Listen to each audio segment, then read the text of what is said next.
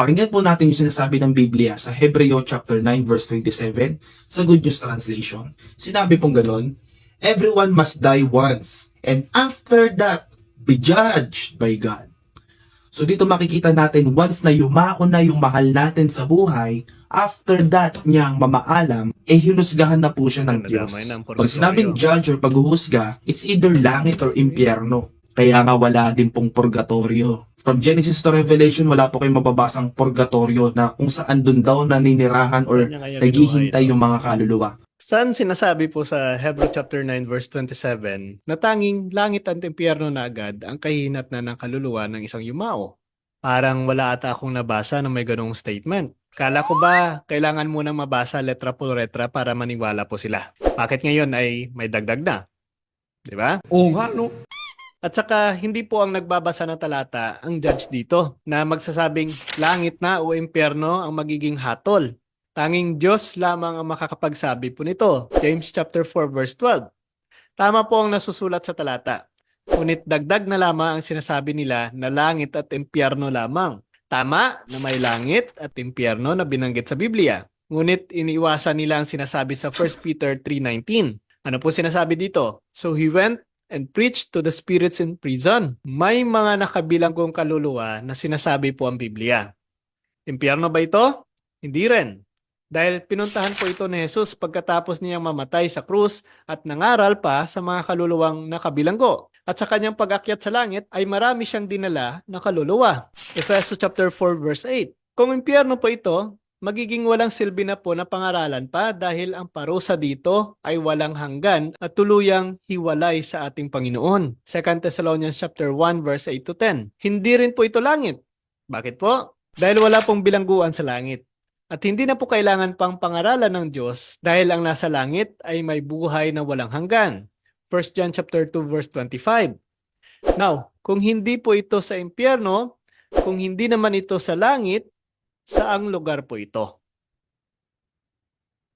Kung saang lugar man ito, isa lang po ang tiyak. May lugar na para sa mga bilanggong kaluluwa na binabanggit po ang Biblia.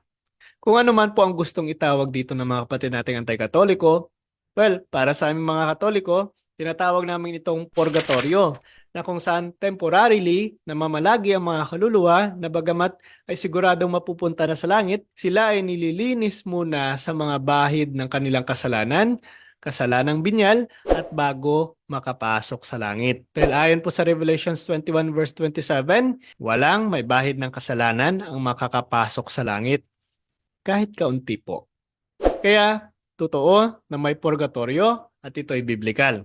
Hindi nga lang kayang unawain ng mga kapatid nating anti-katoliko dahil ang kanilang paraan ng paghahanap ng katotohanan ay word for word na kung saan, kung sa kanila mo naman gagamitin, ay hindi rin naman nila kayang panindigan. Diba? Hindi ba Kristiyano Ano naman? ka at hindi ba galing sa Biblia ang pananampalataya mo? So kung galing sa Biblia ang pananampalataya mo, bakit mo padadasalan yung kamag-anak mo or kakilala mo na yumao na, alam naman natin sa Biblia na yan ay unbiblical. Okay, ikaw na nakakapanood po nito, hindi ba tunay na Kristiyano ka?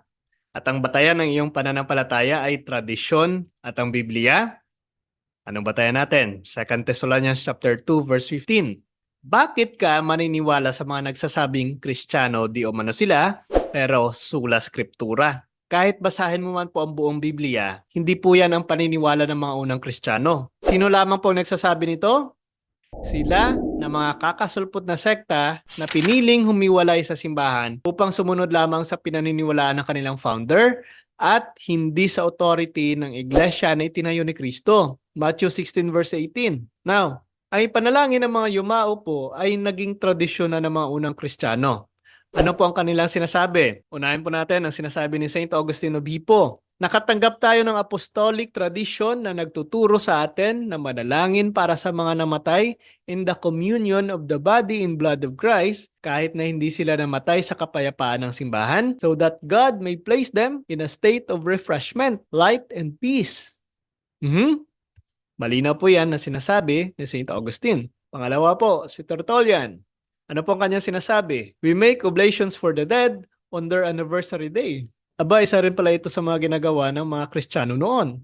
Sunod po dito, si St. John Chrysostom, ano pong kanyang sinasabi? Let us help and commemorate them. Kung ang mga anak ni Job ay nilinis sa pamamagitan ng sakripisyo ng kanilang ama, bakit tayo magdududa ng ating mga handog para sa mga patay ay nagdudulot sa kanila ng kaaliwan? Let us not hesitate to help those who have died and to offer our prayers for them. Ayan, malinaw po yan na sinasabi rin ng isa sa mga unang Kristiyano na isinasagawa talaga nila ang pagdarasal para sa mga patay.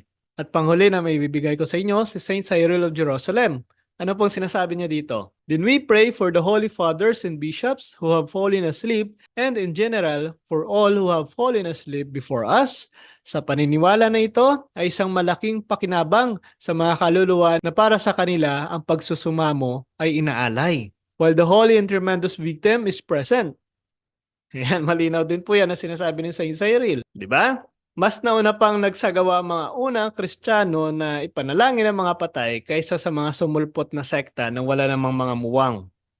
Dito po ako mas maniniwala sa mga church fathers na tunay na may alam kaysa sa mga sulpot na sekta na nabulag lamang sa sula skriptura. Hindi kayang baguhin ng sinuman ang tradisyon na sinusunod ng tunay na simbahan na tatag ng ating Panginoong Hesukristo. Yan po ang katotohanan. So, ayan, maraming salamat po mga ka-curious sa inyong walang sawang panunood at suporta po sa ating ginagawang evangelization. And of course, thank you rin po sa mga nagbibigay ng kanilang suporta through sending stars at pagbibigay din po ng panalangin ninyo upang may pagpatuloy po natin ang mga ginagawa natin ito. Nel nome del Padre, del Figlio, e dello Spirito Santo. Amen. Ciao mga minamahal mga kapatid sa buong panig ng mundo, lalo sa mga kapatid natin sa Pilipinas at mga kapwa FW sa buong mundo. Ito yung abang lingkod, Brother Chidoro. Sa magkaisa, nandito po ako sa bansa pong Italia, sa Archdiocese of Arqueropita. Ito po yung mga lugar ng St. Nilo, sa San Bartolome, Venerable Madre Isabela de Roses. No? So ninyahan ko po mga hindi pa yung mga viewers na tagapatangkilik natin na subaybayan po natin, suportahan po natin, ipagdasal po natin ang Mr. Curious Catholic. At sa mga subscribers na po, tuloy-tuloy po tayo mag-like, mag-comment at mag-share lagi upang makibahagi po tayo sa misyon na ating bilang isang pari, hari at propeta ayon sa ating Katekismo 897 at patugunan po natin ang panawagan na ating pong Katekismo Catholic Church 1721, to gain the happiness of heaven, we must know, love, and serve God. So see you there mga kapatid sa Mr. Curious Catholic. Bye-bye! God bless! See you in heaven!